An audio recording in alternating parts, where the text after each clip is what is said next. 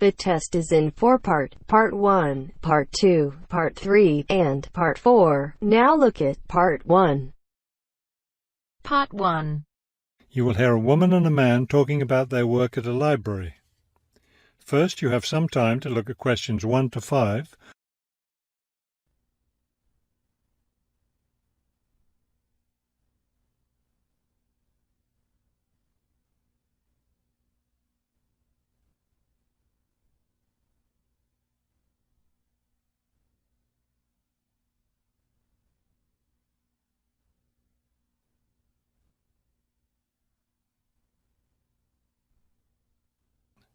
Now we shall begin.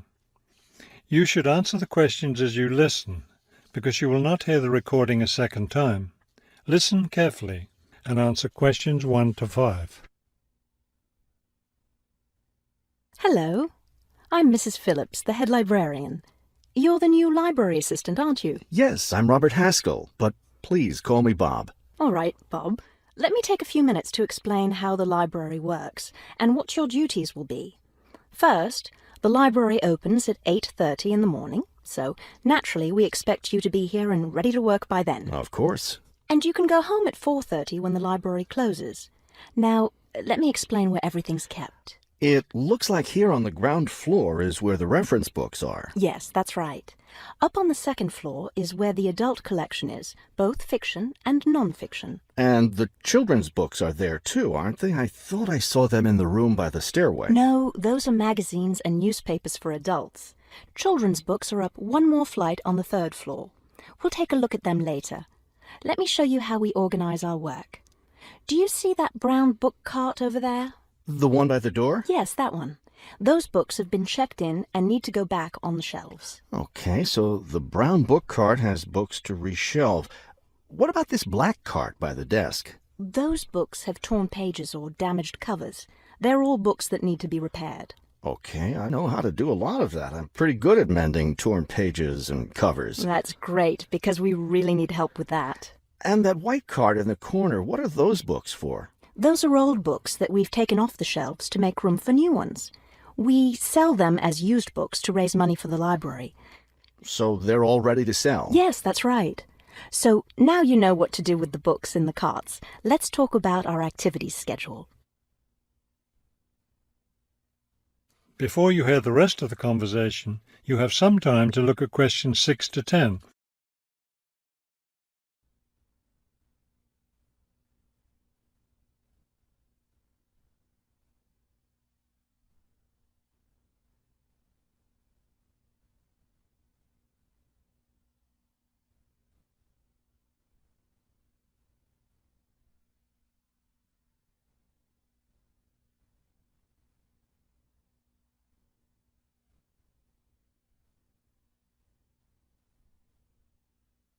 Now listen and answer questions 6 to 10. I understand this library has a number of interesting activities every week. Yes, our activities are quite popular.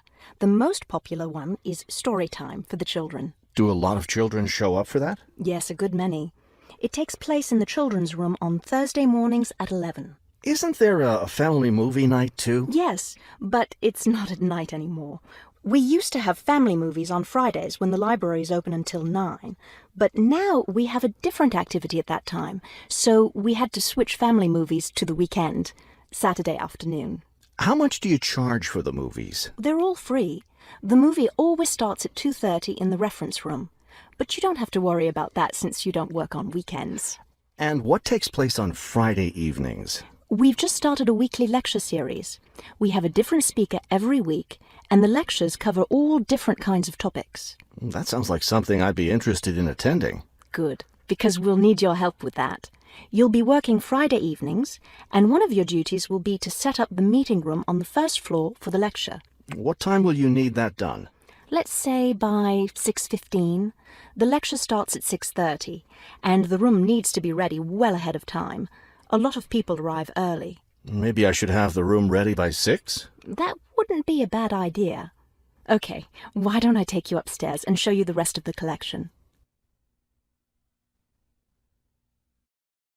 That is the end of Part 1. You now have half a minute to check your answers. Now turns to Part 2. Part 2. Listen to the guided tour commentary and answer questions 11 to 20. You now have some time to read questions 11 to 20 first.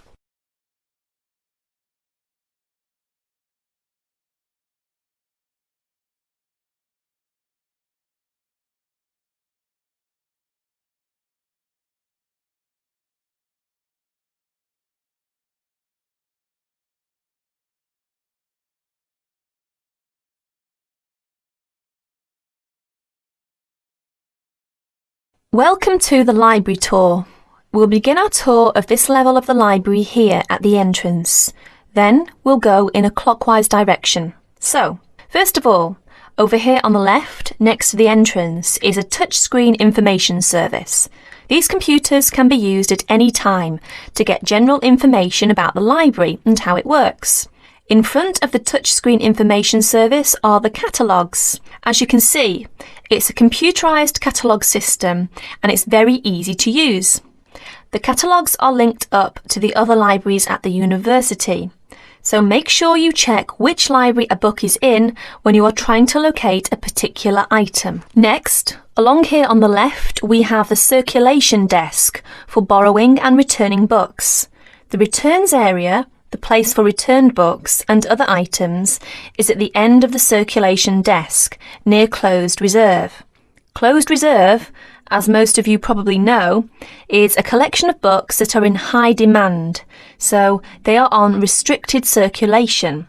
If a book is on Closed Reserve, you can only borrow it to use within the library for 3 hours at a time. Over there in the corner are the shelves for newspapers. The library has an extensive collection of local and international English language newspapers. They are kept on those shelves for 1 month and then stored elsewhere. As we continue on our tour, around to the right, this large central section is the reference section. Reference texts cannot be borrowed for use outside the library. They must be used within the library. All these shelves in the centre of this level are the reference section. Now, the stairs here on the left lead to level 2 only. On level 2 are most of the law books. To go up to the other levels of the library, you have to use a lift. Beside the stairs are the restrooms for this floor. Now, as we walk around this corner to the right, this large room on the left is the Audio-Visual Resource Centre. You can come here if you wish to listen to a tape or watch one of the library's videos. Next to the Audio-Visual Resource Centre is the photocopying room. There are 15 copiers for student use, and we've recently added a colour copier. The system for copying uses cards, not coins. You can buy a photocopy card from the technician in charge of the photocopying room, or from the information desk if he isn't here at the time. On our right, these work tables are for student use, especially for small groups to work together, or you and your colleagues can use the conference room, which is that small room there next to the lockers. You can work on group projects in the conference room without disturbing anyone, and there's a conference room on each level of the library. The round desk in front of the lockers is the information desk. If you need help using the catalogues or you need to organise a loan from another library, the information desk is the place to come. And finally, here, beside the exit doors, these 2 shelves contain current magazines and journals. Like the newspapers, they are kept here for a time and then stored elsewhere. OK, that's the end of the tour of this level of the library. I'll leave you to look around yourselves now, and if you need any further help, please ask at the information desk. That is the end of Part 2. You now have half a minute to check your answers.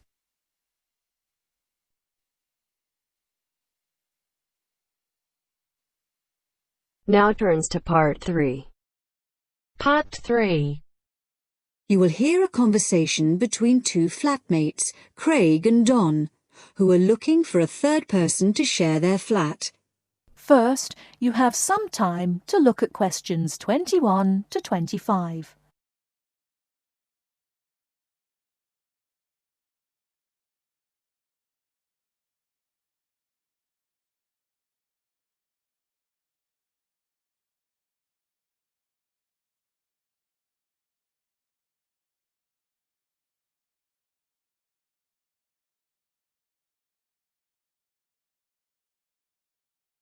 Now listen carefully and answer questions 21 to 25. Hi, Craig. Been home long? Yeah, quite a time. Did anyone phone about renting the spare room? Yeah, we've had 3 phone calls about it. Really? Yeah. Do you want to hear about them? Sure. Right. The first one was called Phil Parrott. Uh-huh. He's a teacher. He's just qualified, and he teaches sports. OK. Actually, I'm not sure about him. He certainly sounded energetic, but he asked lots of questions about whether we smoked and what sort of food we cooked. Yeah. I mean, we don't exactly live on pizza and chips and takeaways. Well, not quite, but... But he might be a bit too health-conscious to really fit in with the sort of life we lead. Yeah. And he asked a lot of questions about the room. He said he needs a big room because he's got lots of sports equipment. Well, that's OK. The room's quite big, but I'm not so sure about him. What about the second one? He was called David Spencer. Spender? No, Spencer. C-E-R. He works at Cooper Long. You know, the big company on Broad Street. He said he was a lawyer. Oh. I'd have thought in that case he'd be earning enough to rent his own place. I wonder why he wants to share a flat. Well, he didn't say. He's quite a bit older than us. He did say he's just moved down here from the north of England. He seemed very quiet, actually. Maybe he wants to meet some new people. I got the impression he was a hard-working kind of person who doesn't go out all that much. Right. But he sounded okay. Oh, one thing, though. He said he wouldn't be staying in the flat at the weekends, so he wants to pay reduced costs for gas and electricity, because he's only here 5 days out of 7. Oh, I'm not sure about that. What do you think? Well, I suppose it's fair, but it all sounds a bit complicated. Before you hear the rest of the talk, you have some time to look at questions 26 to 30.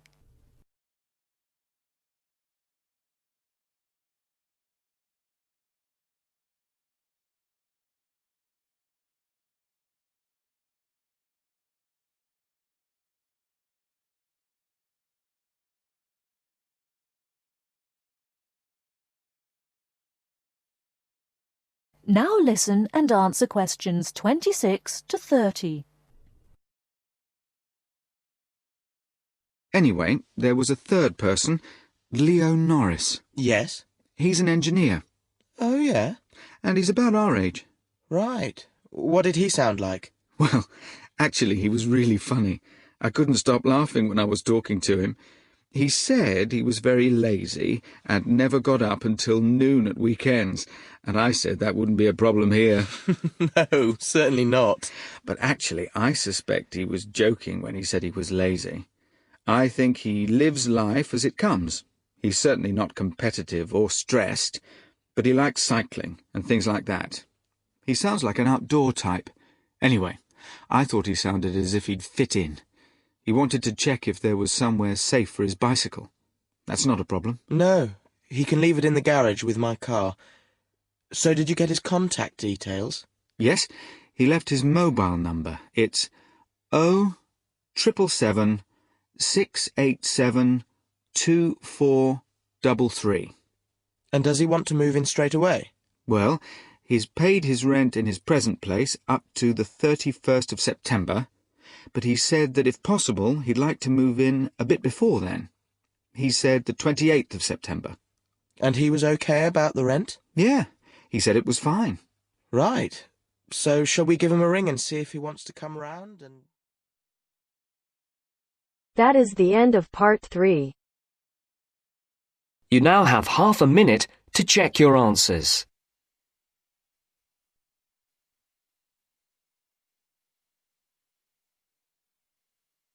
Now turns to part 4.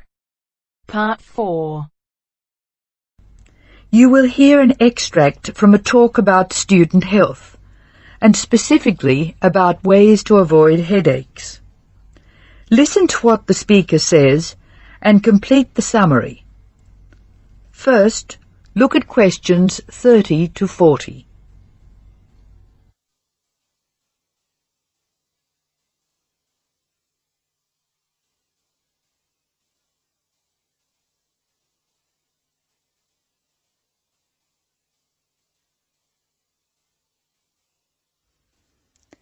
As you listen to the talk, answer questions 30 to 40. Complete the summary.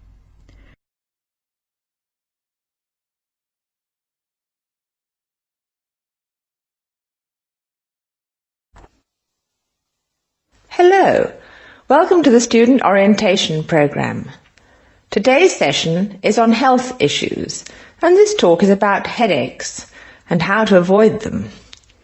It may surprise you to hear that headaches are often caused by hunger. In fact, one study suggested that 70% of headaches are related to hunger, which makes it the principal cause. The advice is simple. Eat 3 meals a day and try to keep to a fairly regular schedule of meals. People associate noise with headaches, and for most of us, excessive noise creates the conditions for a headache. Very loud noise is unpleasant, and people usually remove themselves from it. Having said that, younger people tend to tolerate noise better than their elders, so I may be leaving noisy places far earlier than you. Just remember that exposure to too much noise may predispose you to a headache. Of course, we all associate headaches with studying.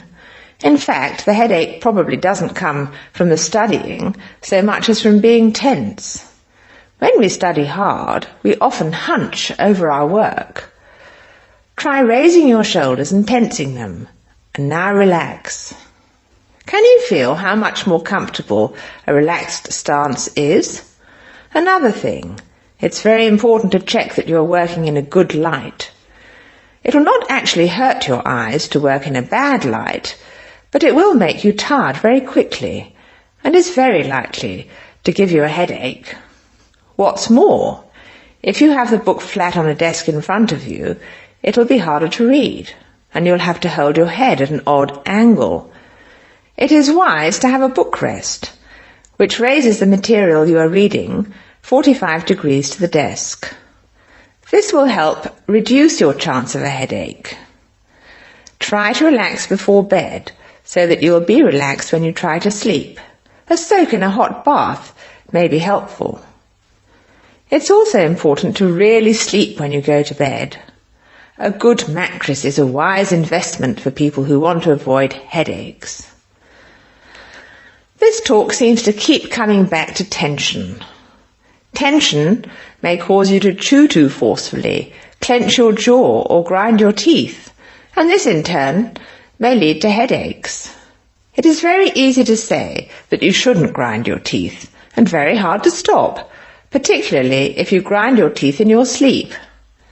Try to avoid situations which will make you tense, particularly just before bed. If you do compulsively grind your teeth in your sleep, ask your dentist about a soft mouth guard. In general, try to eat regular meals and avoid tense situations. Be sure you get plenty of exercise. Hopefully your headaches will be greatly reduced. One other thing I should point out, avoid smoky rooms and cars. Such places certainly encourage headaches, and the smoke may be doing you quite serious long-term damage. That is the end of part 4. You now have half a minute to check your answers.